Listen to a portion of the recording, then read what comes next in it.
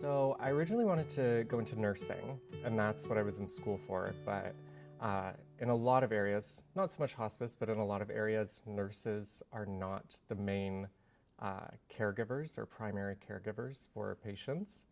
A little bit different at our hospice. We all share the responsibilities differently, but I wanted to be able to connect closely with the patients and residents that I take care of. So that kind of made me lean more towards the personal support worker role instead.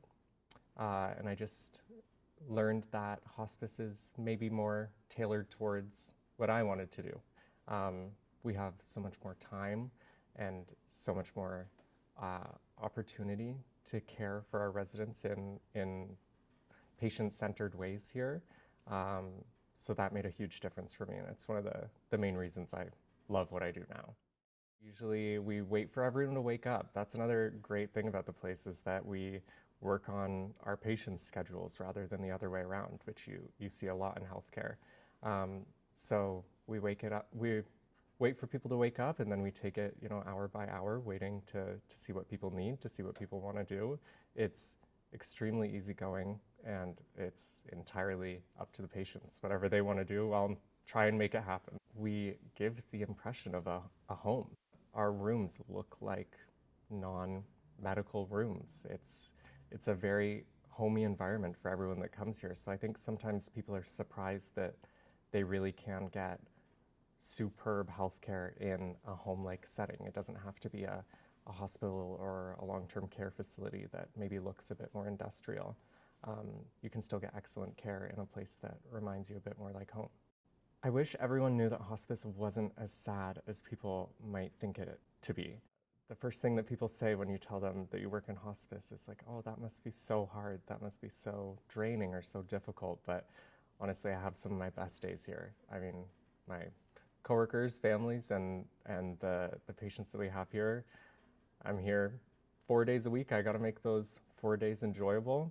So it's about working with the people in your space and kind of creating an environment where you can kind of forget about some of the things that might bring you down and focus on the more positive things, because nobody wants to be going through the hardest moments of their life and also be surrounded by sadness at the same time.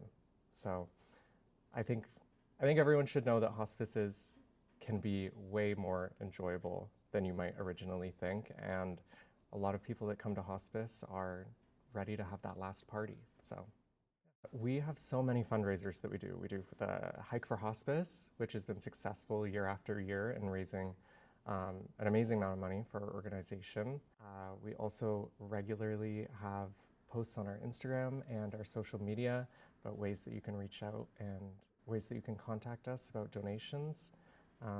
You can speak to our fundraising coordinators or our financial coordinators, and they can help you get a donation through. A lot of it comes down to the amount of time that we have here.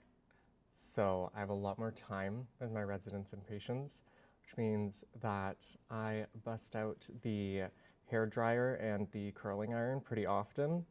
I am a huge believer in look good, feel good. So everyone gets their hair curled at least once on my shift. I like to make sure that everyone's looking their best, and that's not something that I could have always done in long-term care. But having the time here to do things like that, that's such a small thing to have someone get their hair washed and curled, but it's not something that can always happen. So the fact that I regularly, really every day if I wanted to, I could curl everyone's hair, that's really important to me because, like I said, look good, feel good. I believe it's true, I believe it's real, so I'm happy that I get to do that here. Another one is our food here. People can ask for whatever they want. I'm not a gourmet chef, but I will try and meet them at least in the middle on what they're looking for.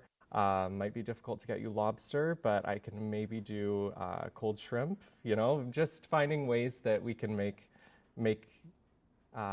needs met as close as we can, because people are here for the end of their life. So we do aim to make it as enjoyable and as individual to them as we can. So doing little things like curling hair and making nice meals is like one of my favorite things that I get to do for people here.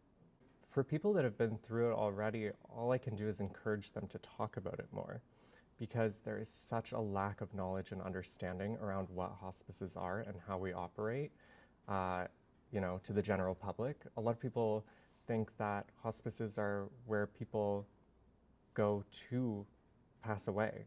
But that's not necessarily the case. A lot of the time people come here for the end, can be months of their life. People can come and stay here with us. It's almost like a healthcare hotel, really. And I wish that more people knew that it was a community access that they can take. It's free of charge. That's another huge thing that I wish people knew, is that hospice, or at least our hospice, Lizarden Innisfree Hospice, is completely free of charge. So you can come and stay here and receive superb, excellent care from myself and my many amazing coworkers. So yeah, I would just encourage everyone to talk about it more and to talk about death and dying more, because these are subjects that we don't often share with each other, and shedding a little light on what it is to live a good life while in hospice, I think could really make an impact on the community around us and the access that people are given to healthcare, hospice healthcare specifically.